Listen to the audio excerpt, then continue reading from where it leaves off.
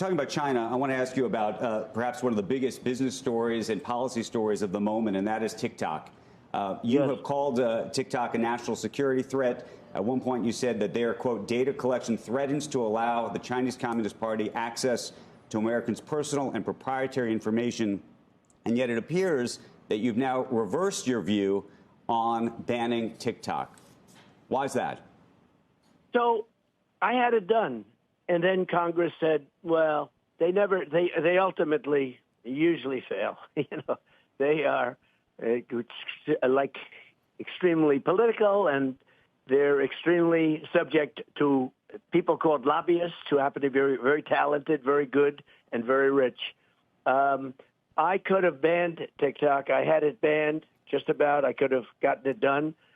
But I said, you know what? But I'll leave it up to you. I didn't push them too hard because, let them do their own research and development. And they decided not to do it. But as you know, I was at the point where I could have gotten it done if I wanted to. I sort of said, you guys decide. You make that decision because it's a tough decision to make. Frankly, there are a lot of people on TikTok that love it. There are a lot of young kids on TikTok who will go crazy without it. There are a lot of users. There's, a lot of good, and there's a lot of bad with TikTok. But the thing I don't like is that without TikTok, you can make Facebook bigger. And I consider Facebook to be an enemy of the people, along with a lot of the media. What Facebook did with lock boxes, with the $500 million Zuckerbucks lock boxes that he put in, I mean, I consider illegal, but, they put people in jail when they spend. They put people in jail when they spend more than $5,600 in a campaign. They go to jail if they're $200. Look at Dinesh D'Souza. Right. They put him in jail over a couple of $100. And yet here's a guy spends $500 million and he doesn't go to jail. Mr. President, though, is TikTok, but do you believe that TikTok is a national security threat or not? Because if it is, and I believe that the emergency powers order that you had put in place at the time suggested that it was that not true?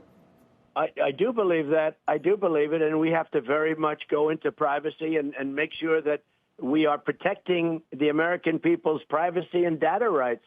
And I agree. But, we also have that problem you have that problem with Facebook and lots of other companies, too. I mean, they get the information. They get plenty of information, and they deal with China, and they'll do whatever China wants. If you look at some of our American companies, when you talk about highly sophisticated companies that you think are American, they're not so American. They deal in China, and China, if China wants anything from them, they will give it. So that's a national security risk also. But when I look at it, I'm not looking to make Facebook double the size. And if you ban TikTok, Facebook and others, but mostly Facebook will be a big beneficiary. And I think Facebook has been very dishonest. I think Facebook has been very bad for our country, especially when it comes to elections.